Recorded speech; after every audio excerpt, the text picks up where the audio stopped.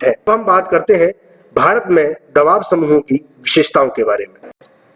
Professor Myron Wiener की रचना politics of स्केरिटी तथा professor Stanley Kochanek की रचना business and politics in India दो प्रमुख ऐसी रचनाएं हैं जिनमें भारत में दबाव समूहों की विस्तृत और विश्लेषणात्मक विवेचना की गई है और इन रचनाओं के या इन विद्वानों के विचारों के आधार पर भारतीय दबाव समूहों की कुछ विशिष्ट विशेषताओं को रेखांकित भी किया जा सकता है।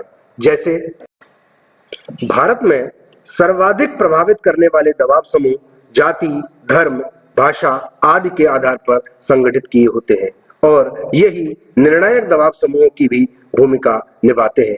इस प्रकार देखा जाए तो भारतीय राजनीतिक दल भी दबाव समूहों के जातिगत और भाषाई आधारों पर ही एक संगठित होते हैं और इन्हीं के आधारों पर इन्हीं दबाव समूहों के दबाव में आकर के कार्य करते हैं।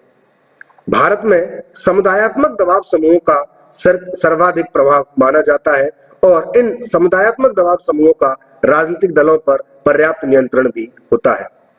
इन दबाव समूहों को दल के पीछे दलीय सत्ता कहा जाने लगा है, किंतु यह भी एक विचित्र सत्य है कि प्रमुख व्यावसायिक हित समूह दलीय नियंत्रण से स्वायत्त हैं। इसी प्रकार अपने राजनीतिक हितों की पूर्ति के लिए कतिपय राजनीतिक दलों ने अर्ध सैनिक स्वरूप वाले गुप्त संगठनों का भी निर्माण कर लिया है।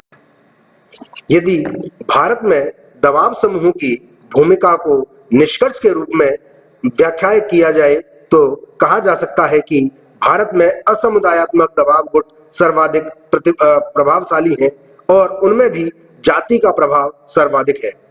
इसके बाद संस्थानात्मक दबाव समूह आते हैं और इन दबाव समूहों ने भी भारतीय राजनीति को पर्याप्त प्रभावित किया है।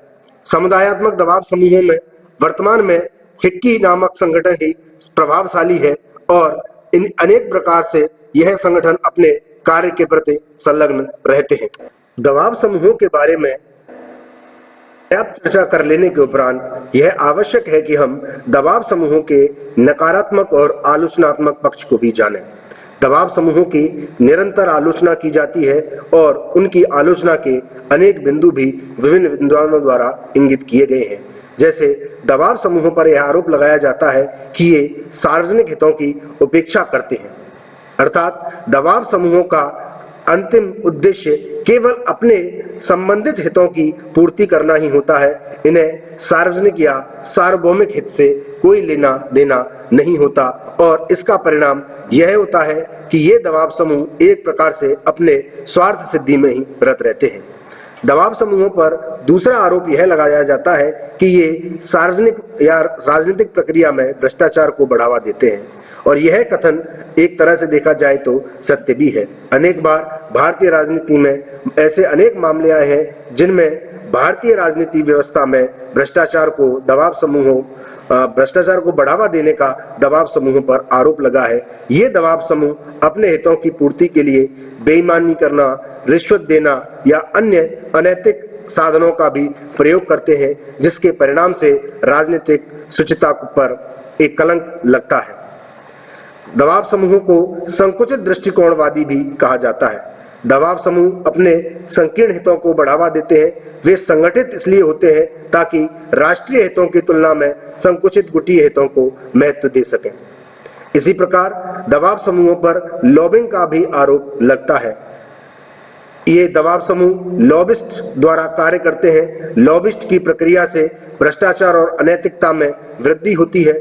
प्रसिद्ध विद्वान VOK के अनुसार दबाव शब्द का प्रयोग मस्तिष्क में एक ऐसे शैतान लॉबिस्ट का चित्र अंकित कर देता है जो उचित पथगामी विधायक को सार्वजनिक हित की धारणा से हटाने के लिए अनुचित दबाव डालने का प्रयास करता है। दबाव समूहों पर हिंसा की राजनीति का संगठित स्रोत होने का आरोप भी लगाया जाता है। प्रसिद्ध विद्वान मायरन वीनर का कहना है कि गैर पश्चिमी देशों में हिंसा का संगठित प्रयोग किया जाता है, किंतु अधिकांश में हिंसात्मक कार्यवाहियां अचानक नहीं हो जाती, अपितु संगठित और योजनाबद्ध होती हैं।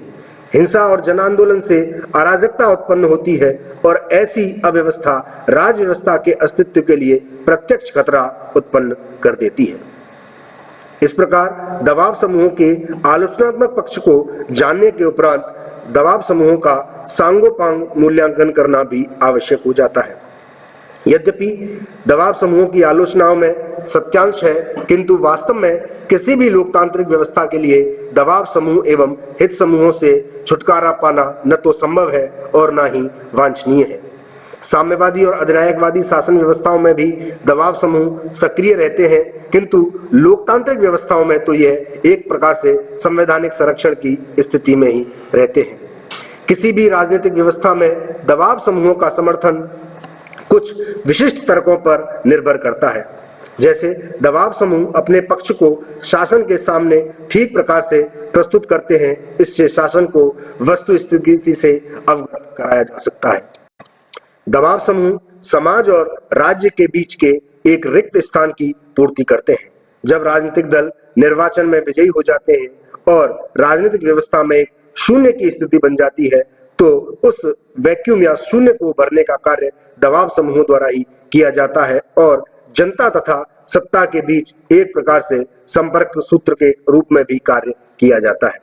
वास्तव में देखा जाए तो दबाव समूह तथा हित समूहों से यह अपेक्षा रहती है कि वे सार्वजनिक हित की अवधारणा को स्वीकार करते हुए सार्वजनिक जीवन की अभिवृद्धि तथा उन्नति के लिए अपने आप को प्रस्तुत करेंगे। अभी तक दबाव समूह तथा सार्वजनिक हित के मध्य संतुलन स्थापित करना एक समस्या बनी हुई है। इस प्रकार आज के इस व्याख्यान के द्वारा हमने दबाव समूहों को संपूर्ण रूप से जान लिया है। अगले भाग में हम किसी विशिष्ट पाठ्यक्रम के किसी महत्वपूर्ण बिंदु को लेकर उपस्थित होंगे। धन्यवाद।